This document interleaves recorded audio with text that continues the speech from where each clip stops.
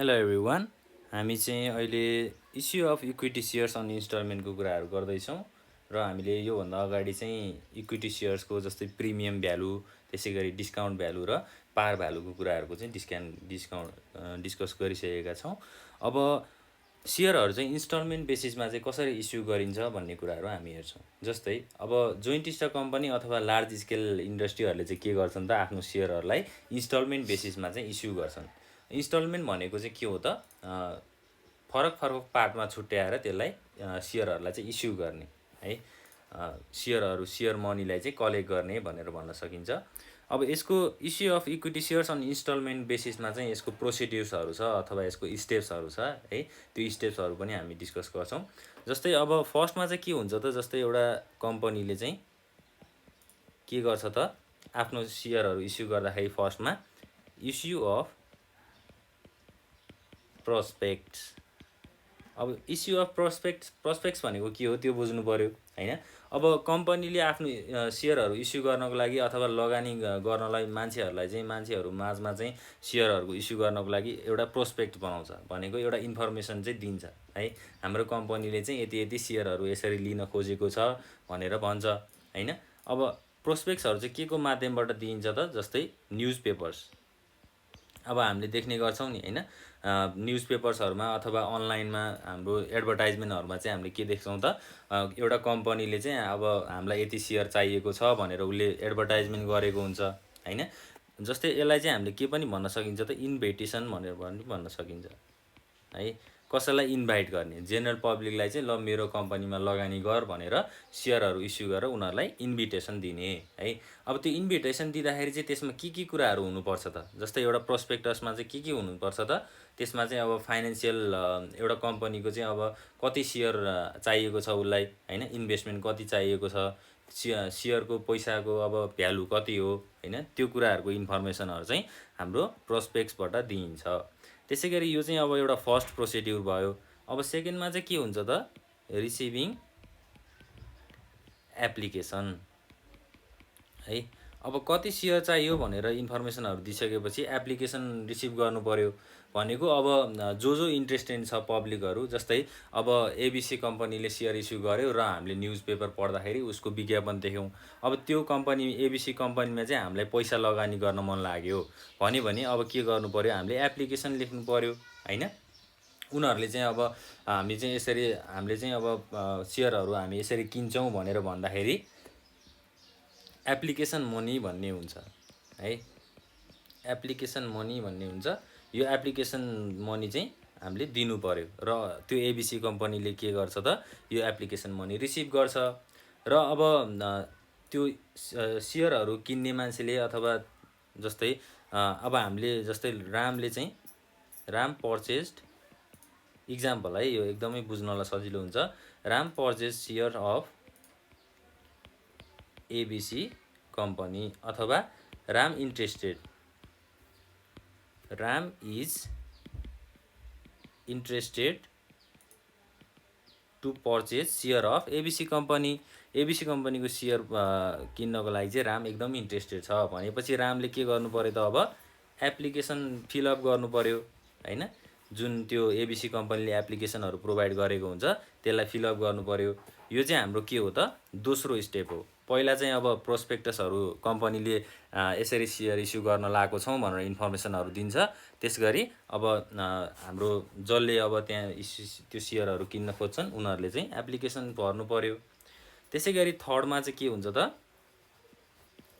Allotment of shares है। अब लास्टमा फाइनल्ली के हुन्छ त, एबिसी कम्पनीले चाहिँ अब के गर्छ, सेयरहरू एलोट गर्छ है, सेयरहरू चाहिँ बाँडिदिन्छ। जसले त्यो एप्लिकेसन फर्म भरेको छ अथवा एप्लिकेसन फिलअप गरेको छ उनीहरूलाई चाहिँ सेयरहरू एलोटमेन्ट गर्छ। अब सेयरहरू एलोटमेन्ट गर्नु भनेको बाँड्नु हो हैन, एलोटमेन्ट भनेको बाँड्नु भनेर बुझ्नु पर्यो। अब एलोटमेन्ट अफ सेयर्समा चाहिँ दुईटा कुराहरू है, फुल सब्सक्रिप्सन छ, त्यसै गरी अन्डर सब्सक्रिप्सन छ,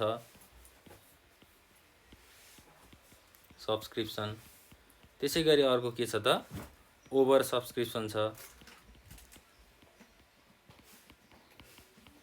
र लास्टमा चाहिँ मेकिङ कल्स। चारवटा कुराहरू रहेछ। एउटा फुल सब्सक्रिप्सन भयो। फुल सब्सक्रिप्सनमा चाहिँ के हुन्छ त है, अब एप्लिकेसनहरू रिसिभ भइसकेपछि के हुन्छ त फुल सब्सक्रिप्सनमा जस्तै कम्पनीले अफर गरेको सेयरहरू चाहिँ त्यति नै सेयरहरू किनिन्छ अथवा त्यति नै सेयर चाहिँ लगानी गरिन्छ भन्यो भने त्यसलाई हामीले फुल सब्सक्रिप्सन भन्नु पर्यो हैन। इन फुल भनेर भन्छ है। इन फुल भनेको सबै पैसा जति सेयर उसले भनेको छ त्यति नै सेयर लगानी गर्ने हैन, अथवा बाँडफाँड गर्ने। त्यसै गरी अन्डर सब्सक्रिप्सनको कुराहरू छ, ओभर सब्सक्रिप्सन छ। लास्टमा चाहिँ मेकिङ कल्स है। मेकिङ कल्स भनेको अब सेयरहरू अलटमेन्ट गरिसकेपछि उनीहरूलाई के गर्ने त कल गर्ने हैन। Call must be made in accordance, अब कति अमाउन्टमा चाहिँ सेयरहरू गयो हैन, त्यसको चाहिँ फाइनल्ली कल गर्ने। यी तीनटा स्टेप्सहरू चाहिँ हामीले सेयरहरू इस्यु गर्दाखेरि इन्स्टलमेन्ट बेसिसमा फलो गर्नुपर्छ। अब हाम्रो के हुन्छ त भन्दा जस्तै entries for issue of share in इन्स्टलमेन्टमा चाहिँ हामीले सेयरहरू इस्यु गर्छौँ भन्यो भने के हुन्छ त, एउटा अब फर्स्टमा त के नै हुने भयो, issue of share at par हुने भयो। पार भ्यालुमा चाहिँ सेयरहरू इस्यु हुने भयो। अब के हुन्छ त पारमा, पार भनेको त हामीले जति अमाउन्ट सेयरलाई एलोट गरेको थियो त्यति नै अमाउन्ट चाहिँ रिसिभ गर्ने अथवा त्यति नै एप्लिकेसन मनी रिसिभ गर्ने। जस्तै अब 4000 सेयर्सलाई चाहिँ 4000 सेयर्स एट ₹100 इच भन्यो भने यो 100 चाहिँ के भयो त यहाँ पार भ्यालु भयो हैन। पार भ्यालु भनेको एउटा मात्रै भ्यालु भनेर पनि बुझ्न सक्छौँ हामीले है। जस्तै प्रिमियममा के हुन्थ्यो त 10% प्रिमियम भनेर दिन्थ्यो हैन। त्यसै गरी अब डिस्काउन्टमा के हुन्थ्यो 10% डिस्काउन्ट भनेर दिन्थ्यो। तर पार भ्यालु भनेको चाहिँ एउटा मात्रै भ्यालु भनेर पनि बुझ्न सकिन्छ हामीले हैन। अब इस्यु अफ सेयर एट पारमा चाहिँ के हुन्छ, फर्स्टमा एप्लिकेसन मनी रिसिभ हुन्छ, त्यो हामीलाई थाहा छँदैछ है। फर्स्ट स्टेप चाहिँ के हुन्छ त, application money is received, money is received.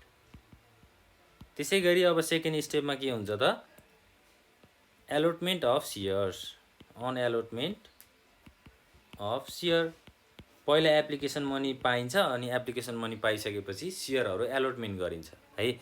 सेयरहरू एलोटमेन्ट हुन्छ र लास्टमा के हुन्छ त कल हुन्छ, कल मनी है। अब फाइनल्ली चाहिँ अब पैसा लगानी गर्नको लागि चाहिँ कल गर्ने है। यो कुराहरू तीनटा कुराहरू हुन्छ। अब यसलाई हामीले इक्जाम्पलबाट बुझ्नुपर्छ है। यो तीनटा कुरा हुन्छ भनेर त भन्यो, तर अब भनेर मात्रै त हुँदैन, यसलाई बुझ्नु पर्यो है। एउटा क्वेसन्स लेख्छु म, त्यो क्वेसनबाट चाहिँ हामीले बुझ्नेछौँ है त। ल जस्तै Hari company issued 5000 shares of ₹10 each payable. एउटा सेयरको चाहिँ 10 रुपियाँ पर्दो रहेछ भनेर भन्यो है। अब यहाँ के हुन्छ त, पहिला हामीले एप्लिकेसन हुन्छ भन्यौँ, त्यसै गरी एलोटमेन्ट हुन्छ भन्यौँ र लास्टमा चाहिँ कल हुन्छ भन्यौँ। अब यहाँ के भनेको छ त क्वेसन्समा, अन एप्लिकेसन भनेर भन्यो। एप्लिकेसन मनीको लागि चाहिँ कति एलोटमेन्ट भएको रहेछ, 10 रुपियाँ भनेको छ टोटल हैन। टोटल 10 रुपियाँमा चाहिँ एप्लिकेसन मनीमा चाहिँ अब 2 रुपियाँ भयो ल है, 2 रुपियाँ भयो। अन एलोटमेन्ट, एलोटमेन्टमा कति छ ₹3। त्यसै गरी on first and final call,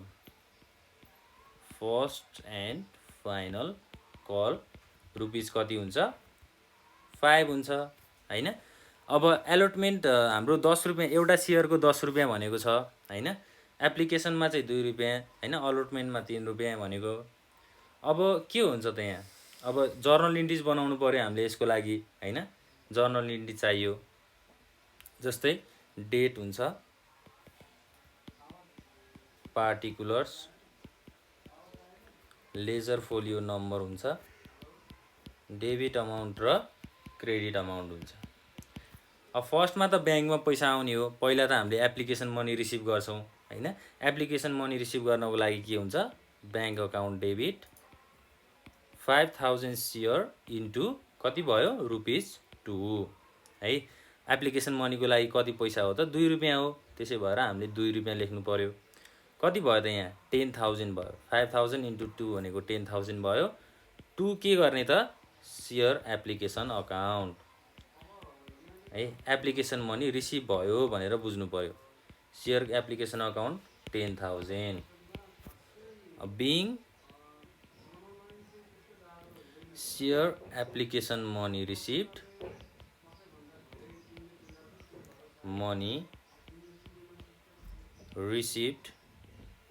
भनेर भन्नु पर्यो हैन।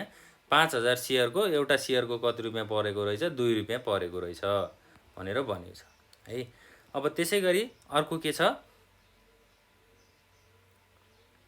अब सेयर एप्लिकेसन मनी रिसिभ भइसकेपछि त्यसलाई सेयर क्यापिटल अकाउन्टमा ट्रान्सफर गर्नु पर्यो हैन। एप्लिकेसन मनी त ब्याङ्कमा पो रिसिभ भयो त, अब हरिको कम्पनीमा त सेयर क्यापिटल अकाउन्टमा ट्रान्सफर गर्नु पर्यो भनेपछि सेयर क्यापिटल अकाउन्ट फेरि के हुने भयो त, sorry share application account debit हुने भयो।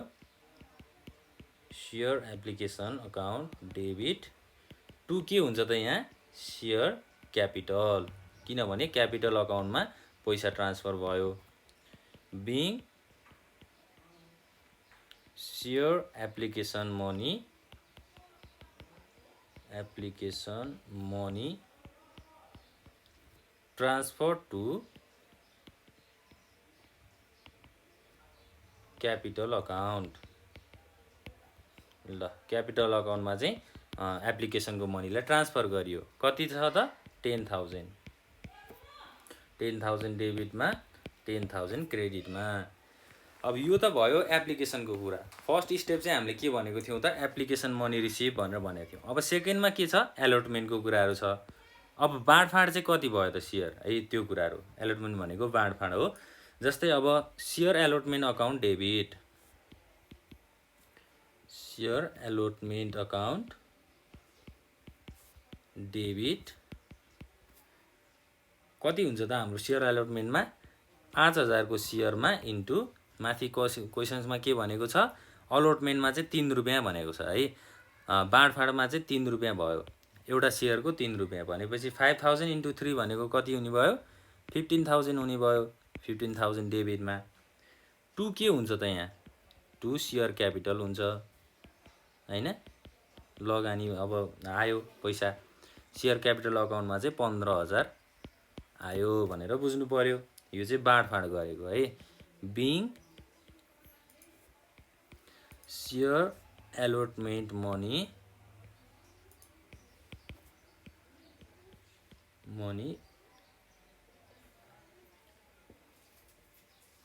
रिसिभ है। सेयर एलोटमेन्ट मनी मेड भनेर पनि भन्न सक्छौँ, मेड।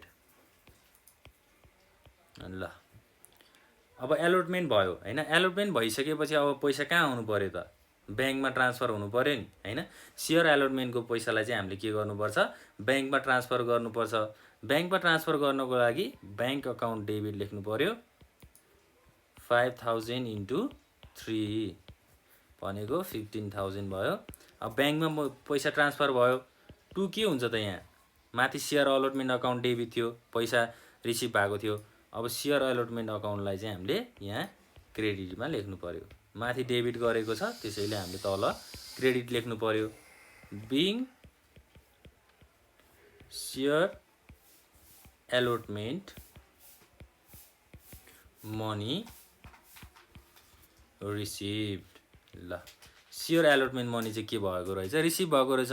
माथि चाहिँ बाँडफाँड भएको थियो हैन।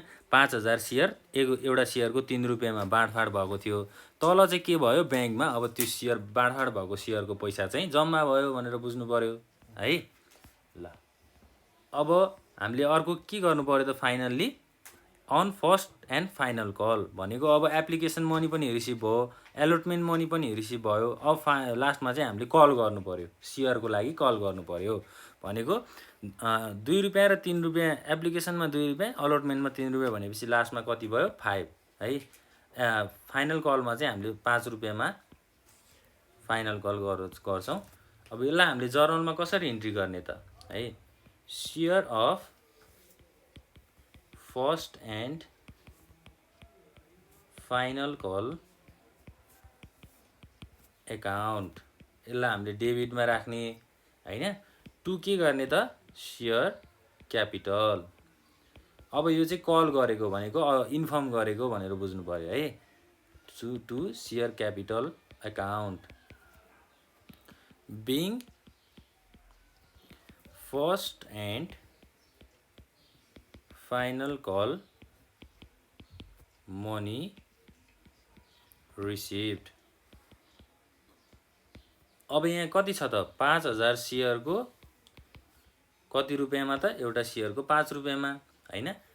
यहाँ कति हुने भयो 5000 × 5 भनेको 25000 हुने भयो डेबिटमा, क्रेडिटमा 25000।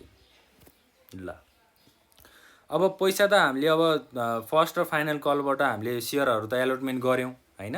सेयर एलोटमेन्ट गरिसकेपछि अब त्यहाँबाट रिसिभ भएको पैसालाई चाहिँ के गर्नु पर्यो ब्याङ्कमा ट्रान्सफर गर्नु पर्यो। भनेपछि बैंक अकाउन्ट डेबिट 5000 × कति हुन्छ त यहाँ 5 हुन्छ हैन। To share first and final call. ल अकाउन्ट क्रेडिट हैन।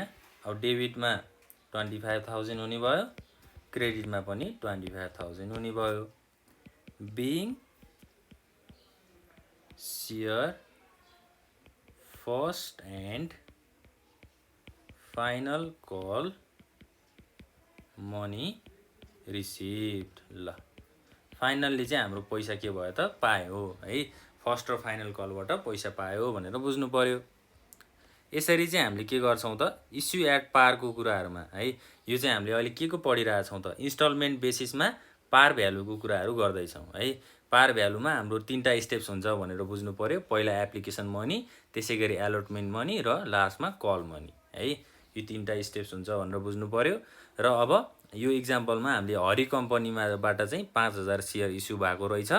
एप्लिकेसनमा 2 रुपैयाँ, अलोटमेन्टमा 3 रुपैयाँ र फर्स्ट एन्ड फाइनल कलमा चाहिँ 5 रुपैयाँ। भनेको टोटल कति भयो त 10 भयो नि हैन।